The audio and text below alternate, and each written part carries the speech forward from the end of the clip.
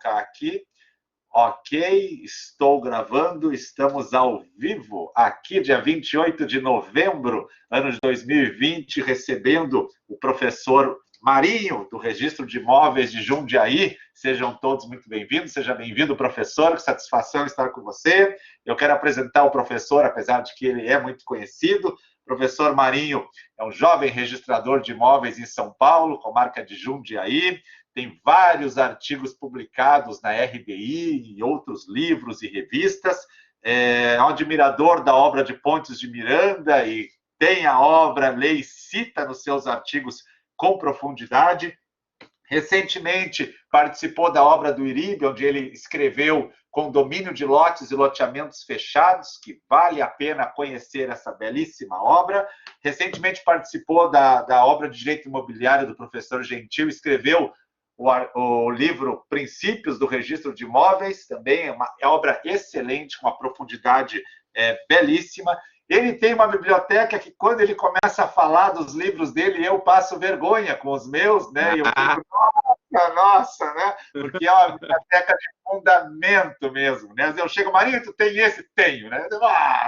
Então, realmente, uma pessoa que gosta de comprar livros raros, antigos e obras novas, e isso é um diferencial para quem é registrador, quem é notário, porque as maiores bibliotecas do país com certeza estarão nas nossas mãos em razão da admiração que nós temos pelos livros, né? E o Marinho é uma dessas pessoas que tem uma biblioteca em construção belíssima e com certeza será uma das melhores do Brasil em breve, em breve, em breve.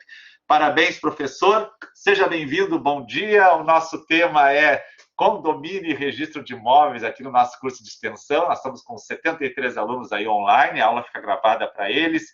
Eu lhe passo a palavra e fico aqui junto à disposição lhe ajudando. Os alunos podem escrever no chat suas dúvidas e conversando, que eu abro depois para eles. Bom dia. Bom dia, professor Marcos. Em primeiro lugar, bom dia aos alunos que nos ouvem e aos que nos ouvirão no futuro. Em primeiro lugar, eu gostaria de agradecer o convite. Aceitei com muito prazer, especialmente por pensando que seria uma conversa aqui entre amigos. Então, realmente, essa foi a minha intenção. Fico feliz, sou um grande admirador aí do professor Marcos e especialmente da biblioteca dele, que ele brincou, mas é uma biblioteca realmente de um belo fundamento aí, tem muitas obras de ponta.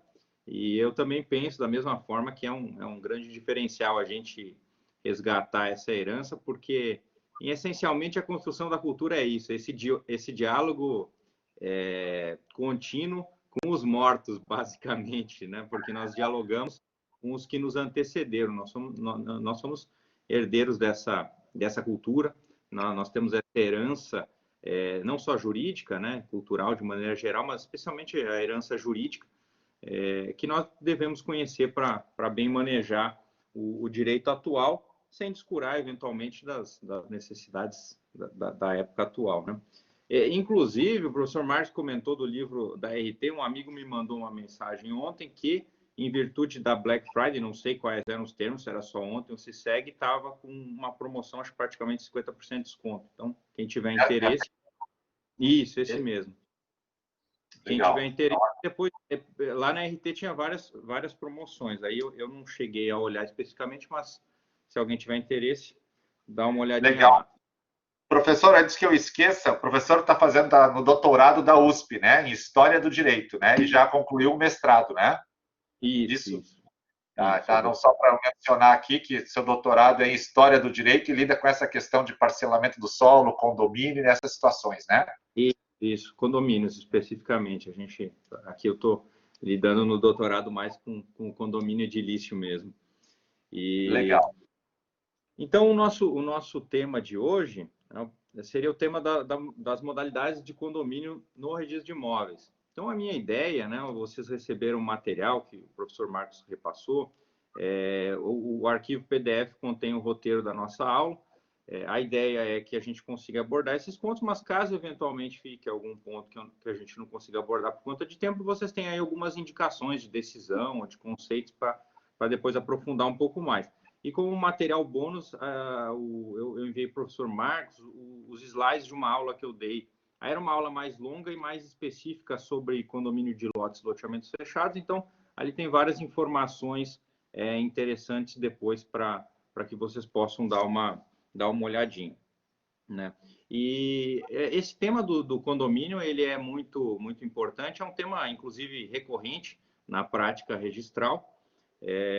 Mas antes de falar de qualquer tipo de condomínio, a gente tem que falar exatamente de uma diferença entre o condomínio e a comunhão, que é uma diferença clássica feita entre os autores, de maneira que a comunhão seria o gênero, seria a hipótese mais ampla em que há uma titularidade compartilhada, ou seja, uma titularidade de mais de uma pessoa sobre um mesmo direito. Então, qualquer direito que tenha mais de um titular, ele vai ser exercido em comunhão.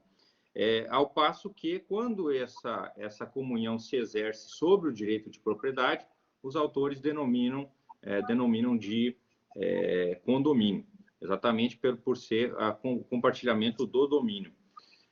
E também, claro, existem outros sentidos, embora esse é um entendimento majoritário, existem autores que entendem que a comunhão deveria ser um termo reservado aos casos de condomínio germânico, né, aquele condomínio de mão comum, em que não se existe fração ideal, em que todos os condôminos são donos da integralidade do bem, e que o exemplo que costuma se dar é o da comunhão universal de bens. É o regime da comunhão, em que há comunhão no casamento, pois os cônjuges são donos da totalidade dos imóveis, sem que haja uma fração ideal. O professor Marcos é professor de Direito de Família, então esse exemplo deve agradá-lo muito. Sim. Com certeza, muito discutido isso, né? Exatamente. Isso, inclusive, é um ponto interessante sempre de dar depois uma investigada.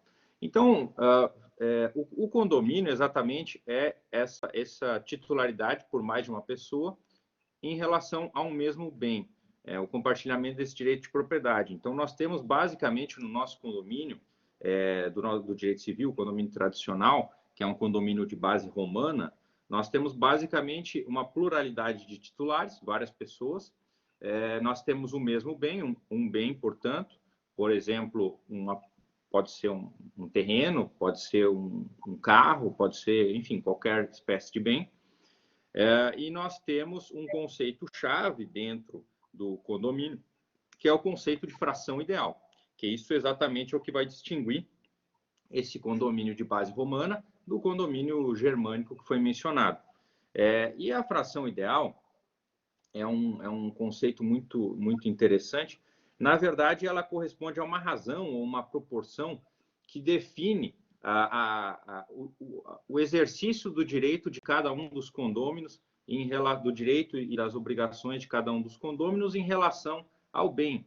Se a gente pegar os artigos do Código Civil, ali do 1314 até o 1330, mais ou menos, a gente vai verificar que a fração ideal é que define o quórum de votação, é que define o voto de cada condômino, é ela que define a proporção do recebimento da percepção dos frutos, é ela que define a participação nas despesas, no caso de ser contraída a dívida,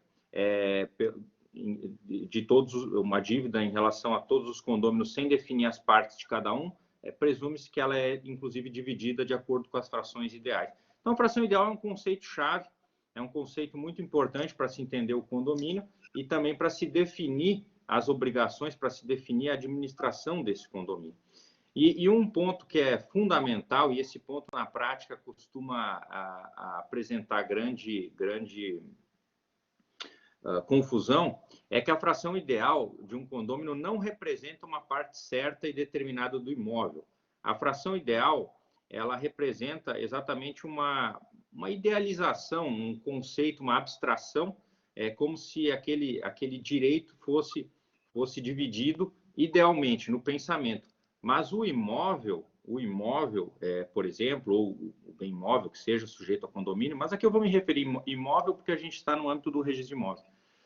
O imóvel, ele não se divide entre os condôminos. Os condôminos são donos da totalidade do imóvel, podem exercer seus direitos sobre a totalidade do imóvel, mas a fração ideal representa o quanto define o direito dele em relação a esses pontos que eu mencionei.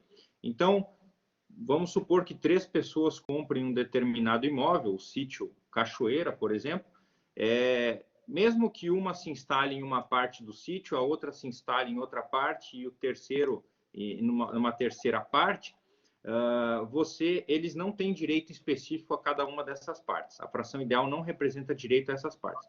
Representa apenas a participação deles no todo, como direito, mas sobre o bem físico, o direito é exercido de forma indivisa. E isso é muito importante, até vou dar um exemplo de como isso representa um problema na prática. Se 2 pessoas são donas de um imóvel e resolvem fazer um desdobro, objeto aí das aulas do professor Marques, que vocês, com certeza, se não assistiram, vão assistir em breve. Se uma pessoa faz um desdobro, quando você abre as 2 matrículas, elas são abertas em nome dos 2 proprietários. Não é possível no desdobro que a matrícula A fique com o proprietário João e que a matrícula B fique com o proprietário Pedro, apenas em decorrência do desdobro.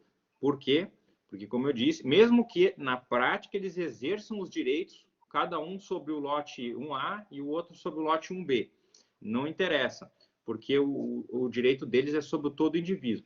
Para eles localizarem o direito deles, a fração ideal se transmutar de uma idealização numa parte concreta do imóvel, aí vai ser necessário o procedimento de divisão que a gente vai comentar na sequência. Então, isso é muito importante. E é muito comum no cartório a gente verificar essa confusão. As pessoas fazem um desdobro, são 2 pessoas que são proprietários, 50% cada um, e quando abre o imóvel, as matrículas desses imóveis parcelados em nome de todos os proprietários, a pessoa às vezes acaba até tendo um susto, né? Achando que ela que deveria ter sido aberto em nome dela e o outro em nome do outro. Né? Professor, aproveitando, também nós temos os casos no interior, quando o imóvel ele é pequeno, e não tem como dividi-lo em razão da fração mínima de parcelamento, e aí os proprietários querem fazer uma divisão num instrumento particular, mas queriam constar na matrícula que cada um tem a sua posse delimitada, mas não podem desdobrar o imóvel, né? E isso no código anterior até tinha um artigo que mencionava, e nesse não tem, no 2002 não tem. Mas você não enfrenta isso lá em Jundiaí, dos caras chegassem e dizer, nós queríamos só dividir onde é que é a nossa área. Não chegasse, não passou por ti isso? Não, sim, esses casos são comuns. Na verdade, a Corregedoria aqui de São Paulo enfrentou esse problema nos idos de 2000, 2001, em que exatamente seja porque, na verdade, o empreendedor não fez o procedimento legal de loteamento, de parcelamento do solo, seja no caso de glebas menores, em que as pessoas passaram a utilizar o sistema de frações ideais de forma desvirtuada, porque formalmente se comprava como uma fração ideal, mas na prática você já tinha um lote, uma parte de terra específica. E aqui em São Paulo, o posicionamento dos órgãos correcionais foi que verificada a aquisição de frações ideais, apesar de ser um regime legítimo, de acordo com o Código Civil, e tudo mais, se verificado que há um desvirtuamento ou que ela encobre um parcelamento irregular do solo, o registrador devolve esses títulos e recusa o registro. Nós temos até um item nas nossas normas de serviço que vai exatamente nesse sentido. Então, esse é um problema que eu já, assim, é recorrente de se enfrentar, e quando há uma vedação expressa nas nossas normas que não se pode, no regime de fração ideal, fazer menção à parte certa e determinada, que foi a pergunta do professor Marcos. Então, se um título aparece aqui no registro de imóveis com essa questão, ele é devolvido. Aí esse é certeza absoluta que ele vai ser devolvido, porque já está claro que eles não estão respeitando o regime legal do condomínio tradicional, mas a gente geralmente faz a indicação de eventuais alternativas. Se não, às vezes, quando não é possível o parcelamento do solo, até pode ser que exista alguma modalidade condominial especial que possa abarcar aí o caso dessas pessoas. E esse é um caso, assim, aqui em Jundiaí a gente tem esses casos, mas no interior, em outros cartórios que eu fui titular, era mais comum ainda, especialmente em imóveis rurais, né? Em imóveis rurais isso acontecia muito. E tem várias decisões, inclusive eu até ia comentar no começo da aula, não sei se os alunos já, acredito que alguns já acessaram o Colemata, que é um site de busca de jurisprudência registral e notarial. Se não acessaram, é fortemente recomendável que se cadastrem lá, é gratuito. É um site bem interessante. E lá, se vocês colocarem fração ideal, esse tipo de coisa, vai aparecer, eu acabei não trazendo no material, mas vai aparecer muita jurisprudência nesse sentido que o professor Marcos levantou, né? Então, o ponto que tem que ser bem gravado é esse, né?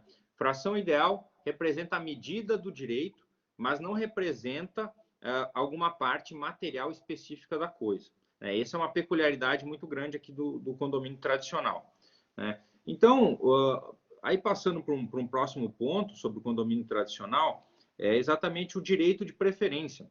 O condomínio tradicional, nós temos uma previsão no artigo 504 do Código Civil, que diz que no caso de condomínio, de bem possuído em condomínio, no caso de ser feita uma venda a terceiros, vai haver o direito de preferência do condômino, tanto por tanto, né, ou seja, nas mesmas condições, com a possibilidade, inclusive, do condômino preterido ingressar com uma ação buscando a adjudicação do imóvel.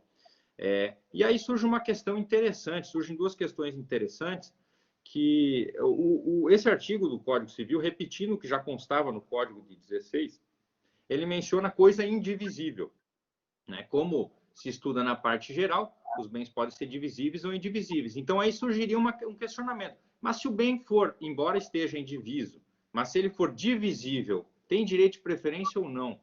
E essa questão foi muito debatida na doutrina desde a época do Código de 16, com forte corrente no sentido de que apenas os bens indivisíveis, física ou juridicamente, se submetiam a esse direito de preferência. Inclusive, essa era a posição do Pontes de Miranda, no volume 12 do tratado. Porém, existia uma corrente no sentido de que o Código deveria ter dito não bem indivisível, e sim bem indiviso. E essa corrente, inclusive, o professor Gustavo Tepedino, do Rio de Janeiro, ele encampa essa corrente. Essa corrente prevaleceu no STJ. Eu mencionei o RESP para vocês. E então, exatamente, nós temos hoje, tanto faz se o bem é divisível ou indivisível. Se ele estiver em condomínio e se você estiver alienando a fração ideal, cabe o direito de preferência. Isso inclusive, é muito bom, porque você evita uma discussão de averiguar a divisibilidade, que criaria muito litígio, né? Então, depois, se vocês quiserem, está ali a decisão do STJ para...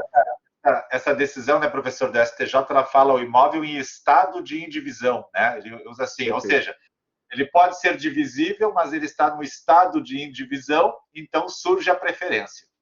Exatamente, exatamente. Inclusive, em Portugal, o Código Português antigo, o primeiro Código Civil, mencionava, igual o nosso, imóveis indivisíveis, e posteriormente, o Código Novo deles menciona bens indivisos.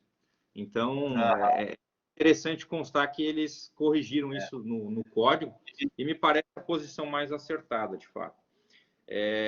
Uma outra coisa interessante que, apesar de parecer evidente, a meu ver, da lei, mas surgiu discussão, inclusive no Poder Judiciário, se, existindo vários condôminos, se um vender para o outro, se haveria direito de preferência de outro condômino. Talvez um que tenha uma parte maior, enfim. E aí temos um enunciado do Conselho da Justiça Federal, que, como vocês sabem, são meramente doutrinários, não tem nenhum poder, não são compilações jurisprudenciais, não tem força normativa, que é o enunciado 623, exatamente no sentido de que entre condôminos não prevalece o direito de preferência. E tem um RESP, para ver que a questão chegou ao STJ. Tem um RESP, que eu também menciono o número no material, né, o 1137-176, que também o STJ teve que reforçar que entre condôminos não existe, porque a finalidade da norma é manter o bem com aqueles que já são proprietários, evitando o ingresso de terceiros. Se todos que estão em discussão são proprietários, a finalidade da norma já automaticamente já está atendida, né?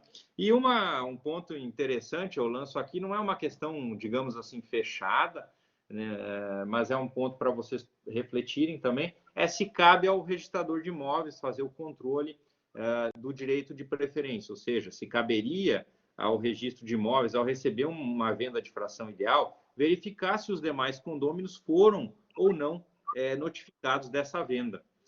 E aqui, pelo menos em São Paulo, prevalece o entendimento de que, considerando se tratar de uma questão de interesse privado, inclusive o Código faculta a possibilidade de adjudicação compulsória do bem, não é necessário que o registrador faça essa conferência.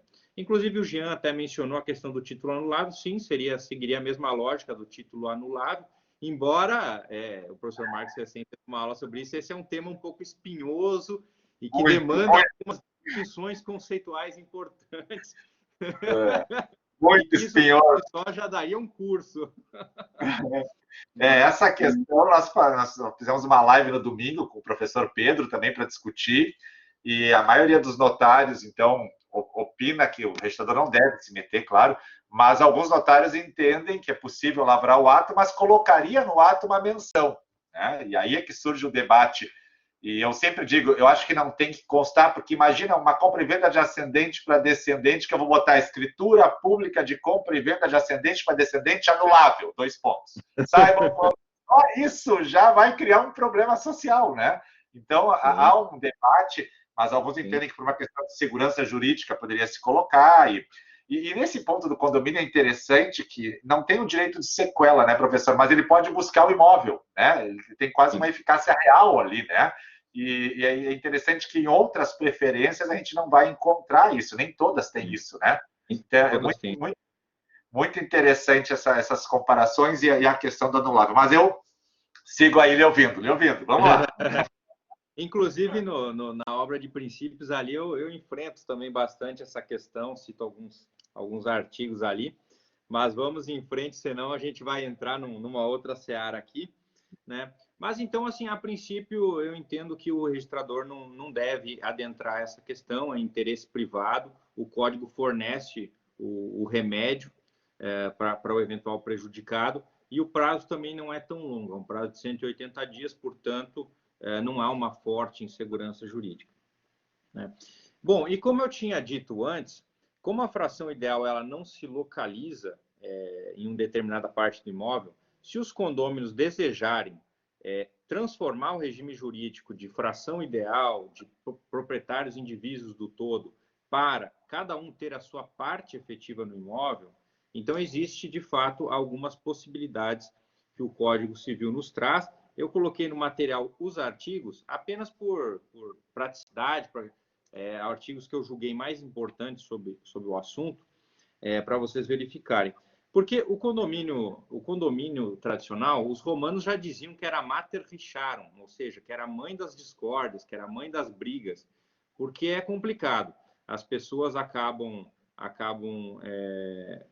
às vezes não se entendem muito bem nessa convivência, nesse regime que exige realmente uma relação estreita entre os proprietários, e isso acaba criando litígios. Então, a ideia, já desde o direito romano, no Código, é que o condomínio seja essencialmente extinguível, ou seja, essencialmente que você consiga extingui-lo. Então, o Código garante, no 1320, ele garante a divisibilidade intrínseca desse condomínio. A todo tempo é lícito pedir a divisão desse bem, de modo que cada condomínio se torne proprietário individual da sua parte, né? Inclusive, e é interessante notar, o Código faz algumas restrições, está ali nos artigos, de algumas possibilidades de criar cláusulas de indivisibilidade, em que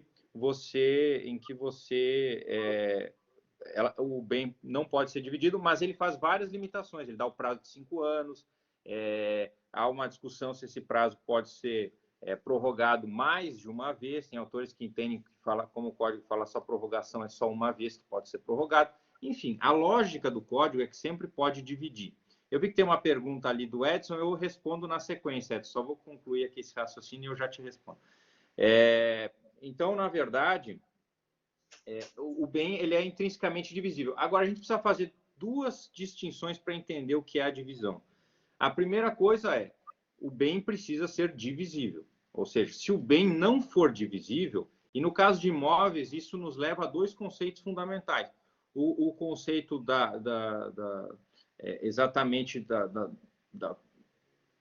do módulo urbano, ou seja, do mínimo que pode ser dividido lá no imóvel urbano, geralmente aqueles 125 metros quadrados, que é mencionado, mas a lei municipal pode ter as suas previsões, o professor Marcos vai aprofundar isso nas aulas específicas, ou seja, a área mínima dentro do imóvel urbano, e a chamada fração mínima de parcelamento dos imóveis rurais. Geralmente são áreas que se considera minimamente necessárias para que haja o aproveitamento do imóvel. Então, isso gera uma indivisibilidade do imóvel se ele não for partilhado em duas partes que sejam superiores a essas frações, salvo se uma delas, a menor, já for ser anexada a um outro imóvel. Então, a gente precisa ter essa noção de divisibilidade do bem. Ele sendo divisível, eu posso fazer a divisão. Ele sendo indivisível, o código dá uma outra alternativa, que é, se eles não quiserem adjudicar esse bem para um dos condôminos, indenizando os demais, é você propor uma ação de venda judicial do imóvel, ou seja, o imóvel vai ser vendido para terceiros e os condôminos têm preferência nessa aquisição, e o valor obtido com o imóvel é que vai ser atribuído aos condôminos em pagamento de suas frações ideais. A gente pode ver que essa ação ela é prejudicial, de certa maneira, para os condôminos, porque eles perdem o imóvel, né? E eu mencionei para vocês lá o Código de Processo Civil trata dessa ação como procedimento de jurisdição voluntária, no artigo 725, inciso 4. Então, fica lá para depois, se vocês quiserem aprofundar um pouquinho. Por outro lado, se o imóvel for divisível, então você pode exatamente fazer esse procedimento de divisão. Essencialmente, o Código de Processo Civil tem uma ação de divisão, que é um procedimento especial, geralmente tratado junto com a ação demarcatória, mas nós temos também a possibilidade de fazer se todos forem maiores, concordes, capazes, enfim, estiverem aí de acordo, nós podemos fazer a divisão amigável, que ela pode ser feita, então, por meio de escritura pública. E nesse caso, o que vai ocorrer? O tabelião, ele vai verificar as manifestações de vontade, vai colher a documentação técnica, vão ser apresentados os mapas, os memoriais descritivos, todas essas questões relacionadas à forma como aquele imóvel vai ser parcelado, e é necessário também verificar as aprovações dos órgãos competentes. Então, sendo imóvel urbano, especialmente, a prefeitura vai ter que autorizar esse desmembramento desse imóvel. E aí vai ser feita a escritura. Feita a escritura, juntamente com essa documentação técnica, ela vai ser levada ao registro de imóveis, e o registrador ele vai destacar da matrícula mãe, da matrícula original, ele vai destacar as novas áreas, e em cada uma dessas áreas ele vai registrar a divisão, atribuindo a propriedade exclusiva para cada imóvel. Então, veja que interessante, é feita uma averbação na matrícula mãe, encerrando, mencionando a divisão. Nas matrículas filhas, elas são abertas em nome de todos os proprietários e, na sequência, é feito um registro da divisão amigável atribuindo ao proprietário específico, ao condômino específico que ficou dono desse imóvel. Uma questão que eu já vi surgir, sobre essa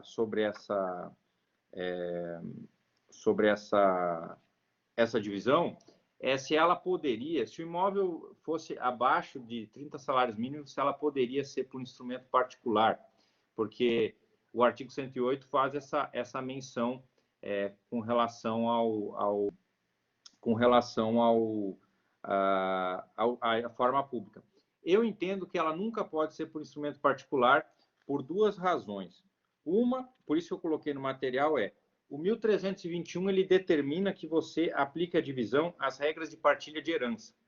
E a partilha de herança, se a gente for ver as regras do Código Civil, ela não pode ser feita por instrumento particular. Logo, a divisão como uma forma de partilha também não pode. E um segundo argumento é o argumento do artigo 571 do Código de Processo Civil, que ele prevê que a demarcação e a divisão podem ser realizadas por escritura pública. Ou seja, o próprio Código ele substitui a ação de divisão por uma escritura pública. Então, a forma particular não é cabível, né? Então, eu vou responder aqui a pergunta do Edson. Ele tinha perguntado o prazo de 180 dias para requerer a preferência conta-se a partir do registro de título. Bom, Edson, essa questão ela é polêmica.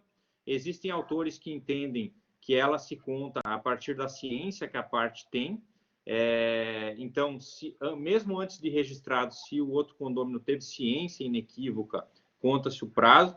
Existem os que entendem que é sempre após o registro, que é o registro que constitui efetivamente a transferência da propriedade. Então, a questão é polêmica. O posicionamento que me parece mais razoável é o seguinte: se a parte teve ciência antes do registro, o outro condômino, conta-se a partir daí, porque não há sentido ele, sabendo que houve a venda, ele permanecer inerte. Se ele não teve ciência anterior, contar-se a partir do registro, porque o registro pressupõe o conhecimento de todos. Ele gera a cognoscibilidade erga omnes, então seria a partir do registro. É uma questão polêmica, mas me parece que a virtude, já dizia Aristóteles, a virtude está no caminho do meio. A gente precisa sempre entre dois extremos encontrar a medida média. Então, me parece que o posicionamento médio é mais acertado. O Leonardo perguntou sobre a cobrança de emolumentos. Bom, a cobrança de emolumentos é feita uma verbação sem valor, ela tem uma cobrança específica de 20 e poucos reais na matrícula-mãe. As matrículas abertas não são cobradas e cada registro é feito a cobrança desse registro com base no valor daquela parcela cujo registro está sendo feito, né? A Margot perguntou sobre a ciência antes do registro implica a notificação. O ideal é que seja feita a notificação, porque a notificação, ela inclusive pode ser assinado um prazo nessa notificação para exercer o direito de preferência. E aí, fim do prazo, nem precisaria esperar os 180 dias, porque aí até violaria, inclusive, a boa-fé objetiva, né? Porque se ele permaneceu omisso ao ser notificado. Inclusive, tem uma discussão interessante que os autores fazem, qual seria esse prazo, né, na notificação. E o Paulo Lobo, o doutrinador Paulo Lobo, entende que esse prazo teria que ser 180 dias exatamente também.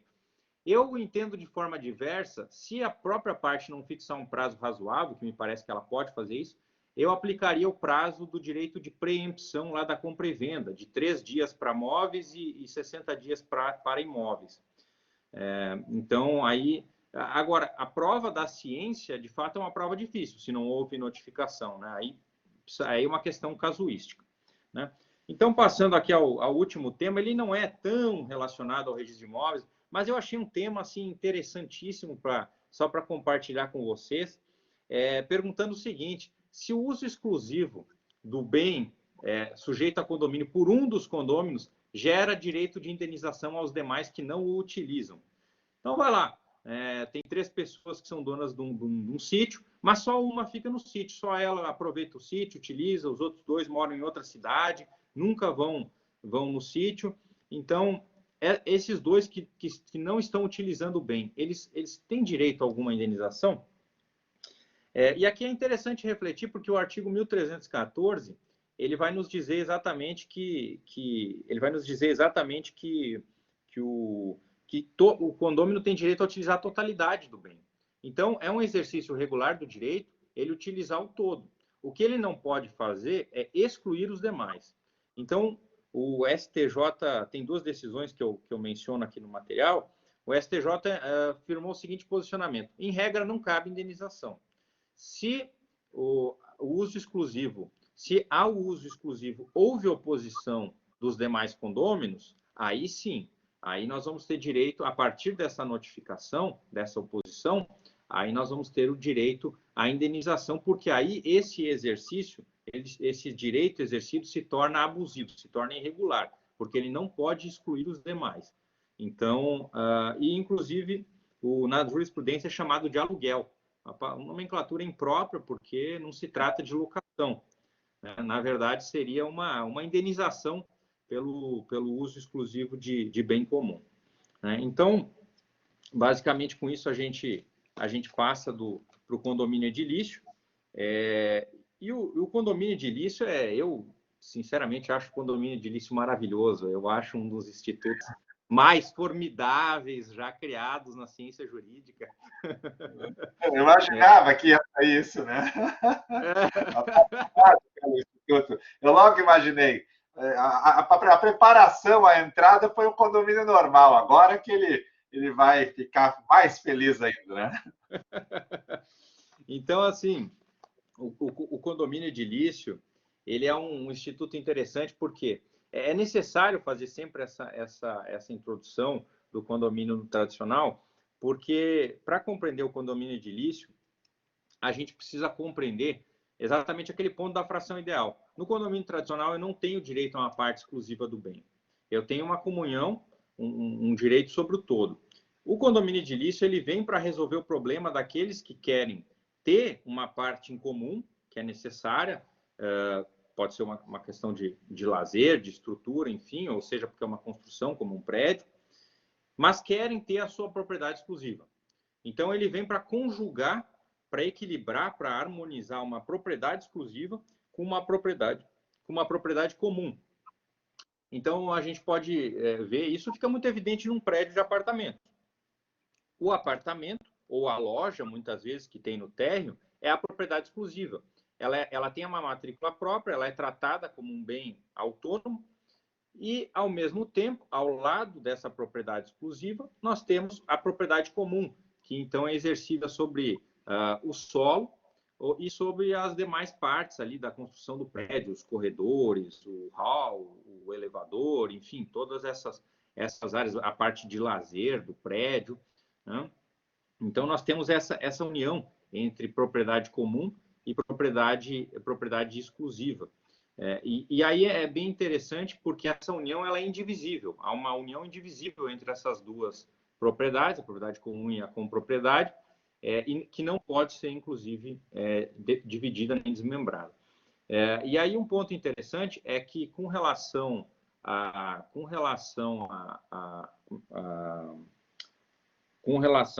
propriedade exclusiva do apartamento, nós temos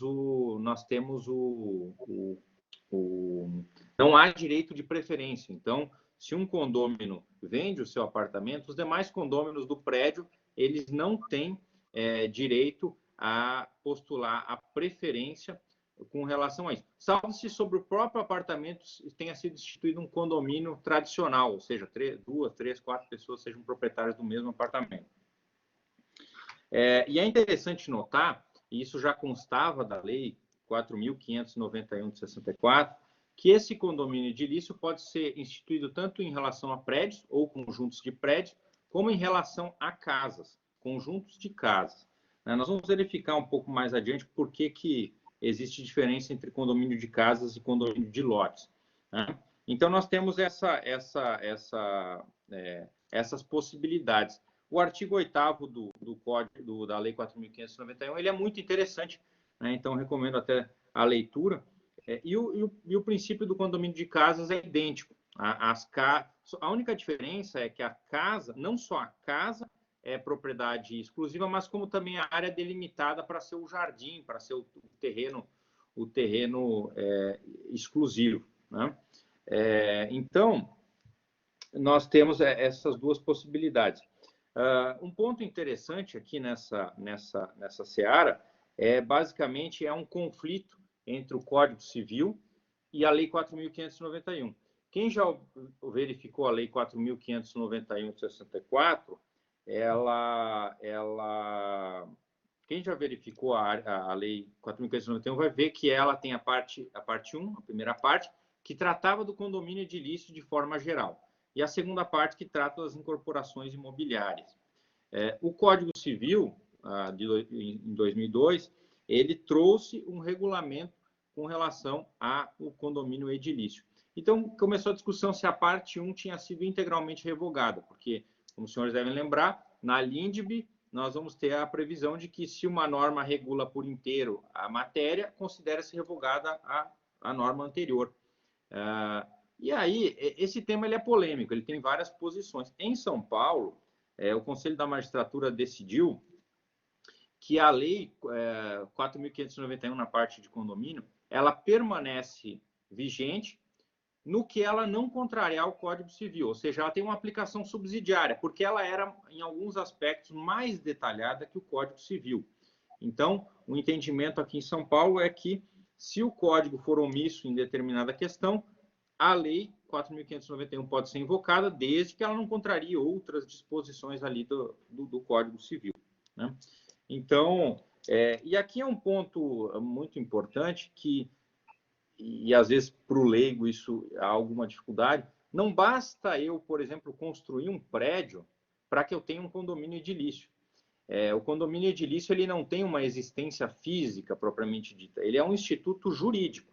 Então, não basta eu ter uma construção, não basta eu preparar toda a infraestrutura, eu preciso de um procedimento jurídico para constituir esse condomínio, né? Então, nesse caso, nós temos um procedimento, nós temos os procedimentos de incorporação e de instituição desse condomínio. Com relação à incorporação, é interessante verificar que se a pessoa... o ponto-chave para a gente compreender a incorporação é se a construção já está feita ou não. Se ela já estiver feita, devidamente levantada, aprovada pelos órgãos competentes e averbada na matrícula, nós podemos instituir o condomínio, nós podemos instituir o condomínio específico, diretamente. Se ela não estiver feita, nós precisamos, mas muitas vezes a construção não está feita e o empreendedor ele quer vender os futuros apartamentos para angariar dinheiro para a obra antes mesmo de terminá-la. Então, nesse caso, ele, antes de começar a vender, ele precisa fazer o registro da incorporação imobiliária no registro de imóveis. Veja, se ele não fizer isso, ele vai incidir numa contravenção penal contra a economia popular. Isso está no artigo 66, inciso 1, da Lei 4.591. Então, é um ponto muito interessante. Com relação à incorporação, cabe notar que é a situação exatamente em que alguém quer vender futuras unidades autônomas, ou seja, não se construiu a obra, ainda não se concluiu a obra, mas já se quer vender. E a incorporação ela é objeto de um procedimento no registro de imóveis, em que o incorporador vai apresentar um rol de documentos lá previsto no artigo 32 da Lei 4.591. É um rol bem extenso, não teríamos como abordar ele hoje, mas ela vai apresentar esses documentos, o registrador vai fazer a sua análise e, eventualmente, estando tudo em ordem, ele vai registrar a incorporação imobiliária na matrícula. Feito esse registro da incorporação imobiliária, ele já vai poder, então, vender essas unidades. Um ponto importante, e aí isso depende de estado para estado, posso abrir matrículas para as unidades após o registro da incorporação, mas antes do registro da instituição? Isso é um tema controverso. Existem estados que permitem já a abertura dessas matrículas por entender que elas possuem existência jurídica, apesar de ainda não ter existência física, e existem estados como São Paulo em que é proibida a abertura dessas matrículas. Então, em São Paulo, é até interessante, as normas de serviço trazem as seguintes previsões.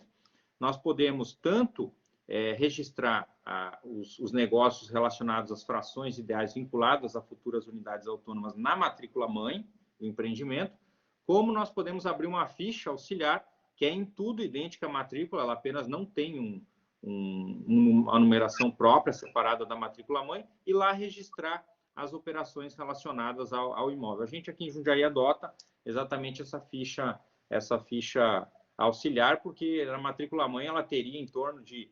Eu tenho uma matrícula-mãe do empreendimento que na matrícula-mãe só são feitas averbações de cancelamento da garantia, porque existe uma hipoteca sobre o empreendimento e nós já estamos na averbação 792. Então, imagina se você tivesse que procurar as alienações das unidades nessa matrícula. Seria impossível. É um empreendimento grande, acho que tem 8 torres, então ficaria muito complicado realmente de se fazer essa análise. Imagina, para nós seria muito difícil, mas você imagina uma pessoa que não é da área jurídica ler uma matrícula dessas, uma matrícula com, sei lá, 100 páginas, se torna muito difícil realmente de ler, né? E aí nós temos duas situações. Feita a incorporação, Uma vez que o empreendedor finalize a obra, o que ele deve fazer? Ele deve averbar a obra, a construção no registro de imóveis, apresentar o ABITS, apresentar a CND, enfim, aquela documentação, averbar a obra e, na sequência, fazer o procedimento de instituição. Quando nós temos uma prévia incorporação em que não houve nenhuma alteração ao longo do caminho, esse procedimento é muito simples, ele apenas vai requerer, vai reiterar a maioria dos documentos que ele já possui, né? Então, ele vai fazer essa averbação, esse registro de instituição. Nós temos uma segunda hipótese. Pode ser que a pessoa não deseje vender previamente as unidades, ou pode ser que, por exemplo, um conjunto de amigos, o professor Marcos aí junta mais uns 3, 4 amigos e fala, vamos construir um predinho e tudo mais, cada um fica com o seu apartamento. Então, nessa hipótese, como eles não têm nem interesse comercial, eles vão primeiro construir o prédio. Feito o prédio, o professor Marcos vai preparar lá a documentação, vai ser registrado, então, a instituição direta. E aí a diferença da instituição para a incorporação é que nós vamos ver que na incorporação muitos documentos, eles são para que a gente possa ter uma certeza da situação financeira, da seriedade, da idoneidade do empreendedor para construir a obra. Quando a gente vai instituir diretamente, não há mais essa preocupação, porque a obra já está construída. Então, é um procedimento muito mais... Aproveitando esse gancho aí, já aproveito para lhe dar uma folga para você tomar uma água. Olha só, 4 pessoas querem construir um prédio. Muito bem. Então, eles 4 vão comprar cada um a fração ideal de um terreno, né? Muito bem. E vão começar a edificar o prédio. Então, eles vão escapar da lei de incorporações, porque o prédio é para eles, né? Eles vão edificar um prédio de 4 andares, depois eles vão instituir o condomínio e eles vão dizer que cada apartamento ali é de cada um. Beleza. Mas durante a construção, um deles resolve vender e o outro também. Essas vendas, teoricamente, assim, ocorreram por uma ideia durante a construção, mas também pode dar um ar de que eles estavam querendo evitar a lei de incorporações. Como o registrador lida com isso, né? Ele pode fazer, ele deve impugnar, já passou por alguma coisa assim, Jundiaí? É muito interessante a pergunta. A gente tem um artigo, eu não estou com ele à mão agora, mas tem um artigo na lei de incorporações, na 4.591, que diz que o proprietário que se comporta dessa forma, que ele vende uma fração ideal vinculada a uma futura unidade, ele é considerado incorporador. Então, nós, com base nesse artigo, aí me parece que eles poderiam, inclusive, incidir naquela conduta proibida, porque aí eles precisariam, tendo essa ideia, eles precisariam fazer o procedimentozinho de incorporação.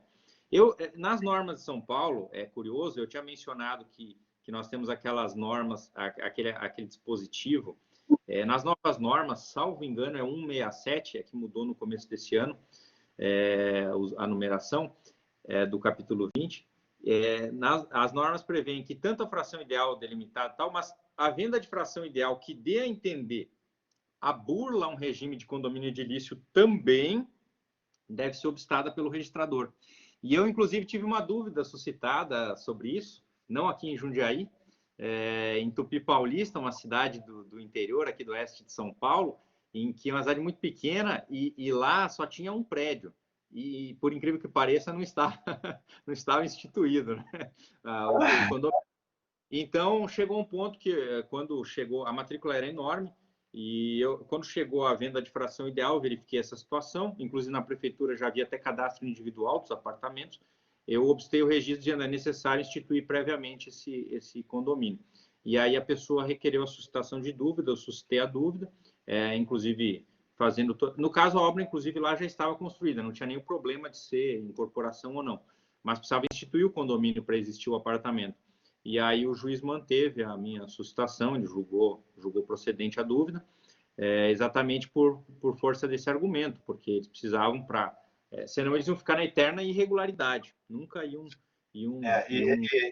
E é interessante também, o professor falou sobre a averbação do prédio, mas às vezes o incorporador não consegue averbar. E aí se abre a possibilidade de cada proprietário do seu apartamento averbar a sua unidade. Não sei se São Paulo pode também.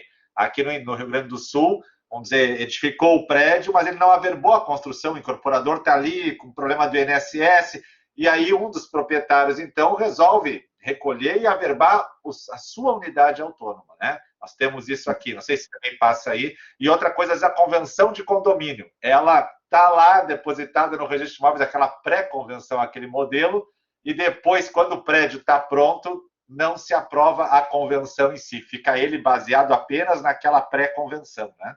Já passou por isso em Jundiaí, professor? Em São Paulo, inclusive, há uma previsão de que é possível, depois o incorporador ele pode até reiterar essa documentação que já estava prévia e acaba até se utilizando, aproveitando a documentação. Mas, de fato, esse é um problema que pode surgir. Não tem, a lei ela não especifica, ela apenas dá o quórum de 2/3 dos proprietários e titulares de direitos reais. Agora, o empreendedor prudente, ele já provavelmente deve inserir alguma cláusula no compromisso de compra e venda no sentido da aprovação dessa convenção. E esse era exatamente o outro ponto que eu ia mencionar, que é a convenção de condomínio. Na incorporação, como o professor Marcos disse, é apenas uma minuta, ao passo que na instituição ela já é a convenção propriamente dita, ela deve ser aprovada por 2/3 dos proprietários e titulares de direitos reais sobre o imóvel, e tanto a incorporação quanto a instituição são objeto de registro na matrícula do imóvel. A minuta de convenção não é objeto de registro, ela apenas fica acostada no procedimento de incorporação, ao passo que a convenção propriamente dita ela é registrada no livro 3, registro auxiliar do registro de imóveis. Então, no momento da incorporação, só é feito um registro. No momento da instituição, é feito o registro no livro 2, registro no livro 3, e tem que ser feita remissões recíprocas de um em relação ao outro, né? Esse é um ponto interessante. E um último ponto relacionado à instituição, que eu gostaria de comentar, é o seguinte: se a gente lê o artigo 1331 do Código Civil, a gente vê que ele menciona que o condomínio pode ser instituído inter vivos ou por testamento. A técnica civil não se amolda bem à técnica notarial e registral. Por quê? Bom, vamos começar pelo inter vivos. Falar o inter vivos cria uma discussão, e essa discussão é uma grande controvérsia, se essa instituição deve ser feita por escritura pública, em decorrência do artigo 108 do Código Civil, ou não, ou se essa menção a inter vivos, uma menção meio genérica, porque inter vivos não está também falando de instrumento particular, né? Se essa menção genérica permitiria que fosse feito por instrumento particular, independente do valor do imóvel. E essa questão é polêmica. Os dois argumentos são argumentos razoáveis. Em São Paulo, especificamente, prevaleceu o entendimento de que inter vivos, com a expressão inter vivos, o código permitiu tanto a escritura quanto o instrumento particular. Então, é admissível, inclusive, praticamente todos os casos que a gente pega, eles são feitos por instrumento particular. E um segundo ponto interessante desse artigo do Código Civil é o testamento. Aqui fica a pergunta, se o testamento é registrável, né? Então, o testamento ele não é registrável. Inclusive, em São Paulo, a gente tem um item das normas de serviço que diz que o testamento não é título. Se a gente pegar o artigo 221 da Lei 6.015, que fala quais são os títulos, não vai estar o testamento lá. Então, para entender esse artigo, a gente precisa de uma complementação e entender o seguinte: até porque o testamento, se ele fosse ser objeto de registro, ele teria que ser após a morte, porque ele só produz efeitos após a morte do testador. Inclusive porque ele pode ser revogado, pode caducar, enfim. Então, nesse caso, o procedimento correto seria o seguinte: com o falecimento do testador, você faz o processo de abertura e registro do testamento, procedimento especial judicial, né, um procedimento judicial. O testamento é registrado, é homologado pelo juiz. Aí você faz um processo de inventário e partilha. E nesse processo de inventário e partilha, você vai acostar toda a documentação para fazer a instituição do condomínio, e será essa escritura pública de inventário e partilha, se o Estado permitir fazer nessa situação, ou o formal de partilha, o carta de sentença, que será o título a ser registrado no registro de imóveis. Agora, essa hipótese ela é quase cerebrina, eu nunca vi, nem ouvi dizer um caso assim, né? E uma informação que, como o professor Marcos trouxe esse caso interessantíssimo do grupo de amigos que se une para fazer o seu prédio, nesse caso, a gente tem que reparar uma coisa. Lembra que eu falei da fração ideal, que ela não é específica. Então, a fração ideal nesses casos, uma vez que eu construí o prédio, instituí o condomínio, os 4 vão ser donos de cada um dos apartamentos. Como que eu faço para que cada um se torne dono de um apartamento? Existe uma situação, é uma espécie de divisão, mas não se chama divisão, né? O artigo 167, inciso 1, item 17, ele vai dizer, ele chama de atribuição. Então, eu posso fazer no momento da instituição do condomínio, eu faço uma previsão da atribuição dizendo, olha, em pagamento da minha fração ideal, eu vou receber o apartamento 1, o professor Marcos vai receber o apartamento 2, o fulano de tal vai receber o apartamento 3 e o outro 4.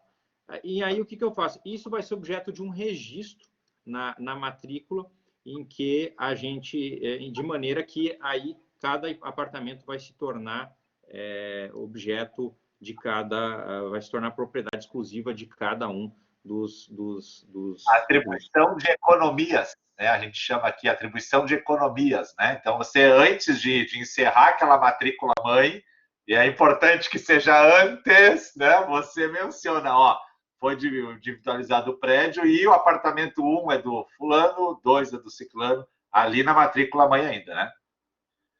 Exatamente. Aqui em São Paulo chamamos de atribuição condominial, mas é uma situação realmente bem comum que a gente tem aqui, porque, bom, enfim, por outras peculiaridades aí que eu não vou me alongar, senão a gente vai ficar muito atrasado aqui no nosso tema, mas é bem comum esse registro de atribuição, também é feito, como o professor Marcos bem mencionou antes. E tinha uma coisa que eu gostaria de ter mencionado lá atrás, que eu acabei esquecendo, e que também vem ao caso aqui. Por que o professor Marcos insistiu no antes? É a mesma coisa que ocorre com a divisão de um imóvel. Qual que é a diferença entre uma divisão e uma permuta? Né? Esse ponto é fundamental para que vocês tenham bem claro. A divisão ocorre quando eu tenho um imóvel, um todo, eu fragmento ele e atribuo cada uma das partes ao seu respectivo condômino, que se torna proprietário exclusivo. Se eu tiver mais de um imóvel, se eu já tiver 4 imóveis, aí eu não estou falando de divisão, eles já estão divididos. Aí, cada proprietário precisa permutar a fração ideal que ele tem em cada imóvel para que fique proprietário exclusivo. E por que isso é problemático? Bom, porque a divisão, em regra, ato declaratório, e se ela não exceder o quinhão que cada um tem, ela não se submete ao ITBI, não se submete a imposto de transmissão. A permuta sempre se submete ao imposto de transmissão. Então, existe até uma questão econômica aí para as partes. Então, esse é um cuidado importante. Mesmo num imóvel, se eu tenho um imóvel grande, as partes, vamos desdobrar, depois a gente não quer gastar com escritura, divisão, vamos desdobrar ele, depois a gente faz. Eles vão se dar mal, porque dividido o imóvel, não cabe mais a divisão amigável. Aí eles vão ter que permutar as frações ideais e o custo vai ser muito maior por conta do imposto de ITBI, né? Então, e no condomínio ocorre a mesma coisa. Uma vez instituído e eles vão se tornar proprietários de cada unidade, para eles reacertarem, readequarem essa situação, eles vão ter que permutar. Então, a atribuição tem que ocorrer antes. Eu vi que... Grande pepino, né? Porque a gente orienta, a parte não quer fazer, daí você averba o prédio, daí você abre, individualiza e abre 10 matrículas, e são 4 proprietários. As 10 apartamentos estão em nome dos 4 proprietários. Daí eles ficam, e agora a gente quer separar os apartamentos. A divisão era antes de eu individualizar. Agora vai ter que ter permuta. E aí vira um monstro o troço, vira um monstro. Então, exatamente. Isso, inclusive, para quem... especialmente para quem é advogado e quem é tabelião, é uma orientação muito importante a ser dada para as partes. Eu vi que tem várias perguntas, a gente deixa depois, talvez, para responder mais adiante. Eu só vi que tem 2 bem relacionadas ao que eu acabei de falar aqui. Fala que a divisão tem que ser por escritura pública. Com relação a essa atribuição, também há uma certa polêmica, porque, assim, em regra, ela seria uma forma de divisão e deveria se submeter à escritura pública. Porém, aqui em São Paulo, se entendeu por aquela a ideia do inter vivos e por ser um ato consequente à instituição que seria possível fazer por instrumento particular. Então, é um tema polêmico também, né? E também um colega que perguntou, o Leonardo, perguntou se a divisão em partes que ficam com áreas iguais, porém valores diferentes, ainda assim não incide TBI. Veja, aqui nós temos um problema que é o seguinte, primeiro precisa ver o critério da legislação municipal, se ela define, porque na minha opinião pessoal, o critério mais adequado é os valores e não as áreas, porque eu posso ter uma área, e no livro do Eduardo Augusto tem um livro sobre georreferenciamento, edificação de área, um livro muito bom, ele mostra, eu posso ter uma área em que, por exemplo, 10% dela seja de frente para uma rodovia, eu possa fazer até um empreendimento ali, e os outros 90% sejam um brejo. Então, a pessoa que fica com os 90%, apesar de ficar com mais área, fica com uma área, com um imóvel muito desvalorizado. Então, eu entendo que seria igualdade de valores, mas isso é matéria que tem que ser vista de acordo com a legislação municipal, porque o município pode, como a tributação é municipal, nós vamos ter que ver o que foi definido pelo município. E uma outra questão interessante que eu trouxe, porque também afeta o registro de imóveis, é a questão da personalidade jurídica do condomínio edilício. Uma questão sempre, uma questão sempre polêmica, não é, professor Marcos? Grande tema, né? E fica assim, já para a gente só deixar na mente do aluno, então, né? Aquela jogada de marketing, né?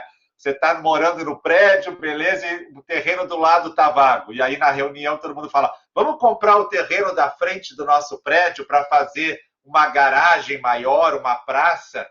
E aí a questão é, o prédio, o terreno, o condomínio, pode comprar aquele terreno ou cada proprietário tem que comprar um pedacinho, né? Exatamente. Aí é que está o ponto. E a gente vai chegar nesse ponto. Então, assim, só para mencionar, a primeira conta é que o Código de Processo Civil ele atribui uma personalidade judiciária ao condomínio, no artigo 75, ciso 11. Nós sabemos que tem instrução normativa da Receita Federal no sentido de que o condomínio tem um CNPJ. E aqui vejam, esse é um ponto fundamental. Nunca pensem que CNPJ significa que é pessoa jurídica, mesmo porque o CNPJ ele é outro critério, é um critério de cadastramento tributário, né? E a personalidade jurídica é um critério civil, da lei civil. E aí nós temos essa grande discussão, né? Que só para pincelar aqui, nós temos aqueles que defendem que o condomínio tem sim a personalidade jurídica, né? O primeiro ponto é que na lei não há nenhum lugar dizendo que ele tem personalidade jurídica. Então, não há critério legal nesse sentido. Em face dessa falta de critério legal, nós temos as duas posições. Uma entendendo que ele tem personalidade jurídica, porque a lei em vários pontos insinua que ele poderia adquirir um bem, por exemplo, ele tem CNPJ, ele trava relações jurídicas, ele contrata empregados, ele celebra contratos. Nós temos, por outro lado, e também essa mesma corrente entende que o rol de pessoas jurídicas do artigo 44 é meramente exemplificativo, então a gente poderia colocar o condomínio lá também. E, por outro lado, aqueles que entendem que não, o Código não falou, a Lei 4.591 não falou, então não tem personalidade jurídica. Inclusive, Caio Mário, né, o grande Caio Mário, que tem o livro de condomínios e incorporações, que foi um dos redatores da lei, disse que isso foi discutido antes da lei e que foi rejeitada a ideia da personalização do condomínio, né? Mas, e aí nós temos um enunciado, nós temos dois enunciados da Justiça Federal, entendendo que o condomínio, entendendo que o condomínio tem personalidade jurídica, mas, como eu disse, são enunciados doutrinários, e outro entendendo que o rol do 44 de pessoas jurídicas é aperto, ou seja, ele não é exaustivo. O fato do condomínio não estar lá não impede ele de ter personalidade, né? E aí eu trago para vocês no material algumas posições de alguns autores, né, sobre o tema, e gostaria até de chamar a atenção para um estudo muito interessante feito pelo Frederico Henrique Viegas de Lima, que é um estudo de pós-doutorado só sobre a personalidade jurídica do condomínio no direito brasileiro e no direito suíço. E olha, é um estudo fantástico. Recomendo a leitura a você sobre esse tema. É um estudo de caráter mais teórico, mas é muito interessante, né? Mas dentre os autores que entendem que não tem personalidade jurídica, mesmo esses autores não negam que, em determinados casos, nós temos uma certa personificação anômala ou mesmo uma capacidade funcional. Que o condomínio precisa travar relações jurídicas, né? Inclusive, um argumento interessante do Frederico Viegas e Lima é que os outros entes despersonalizados, como o espólio, a massa falida, eles são transitórios. Mas o condomínio edilício não, ele é um ente permanente, ele é feito para durar. Então, esse também seria um argumento em favor da personalidade. Mas, então, como eu ia dizendo, mesmo os autores que negam entendem que há uma capacidade funcional. E aqui é importante ressaltar o artigo 63, parágrafo 3º da Lei 4.591, que prevê um procedimento de execução da unidade autônoma por falta de pagamento das contribuições condominiais e prevê que o próprio condomínio tem preferência para adjudicar o bem.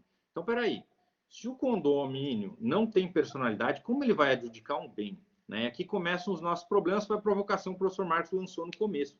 Né? Toda essa discussão, na verdade, ela tem uma relevância maior para o registro de imóveis, porque perante a Justiça do Trabalho, perante o fisco, perante responsabilidade civil, não há problema de ter ou não ter personalidade. O condomínio ele é integrado à ação e essa corre normalmente. O problema é, o condomínio adquire um imóvel, chega ao registro de imóveis, o registrador diz, não, você não tem personalidade jurídica, você não pode figurar na matrícula. Então, aí que surge todo o imbróglio. Esse artigo 63 traz essa hipótese que ele pode figurar na matrícula. Então, ocorrendo essa hipótese, se vier em nome do condomínio, o registrador tem que registrar, isso está previsto. Com base nisso, nesse artigo 63, que trata de um procedimento extrajudicial de execução do débito condominial, o Conselho Superior da Magistratura tem um entendimento pacífico já de que, se for ação judicial de cobrança de débitos condominiais, o condomínio pode adjudicar ou arrematar aquela unidade autônoma em pagamento da cota. Mas tem que ter esse vínculo, tem que ser a própria unidade sobre a qual recaem os débitos. E tem um critério formal interessante. Deve ser convocada uma assembleia do condomínio específica para tratar dessa aquisição, e essa assembleia deve ser votada pela unanimidade dos condôminos presentes. Não é a unanimidade dos condôminos do condomínio, é a unanimidade daqueles que foram na assembleia. Então, esse é um requisito formal, e aqui os registradores exigem a apresentação dessa ata, com esse quórum, com essa votação, para que seja procedida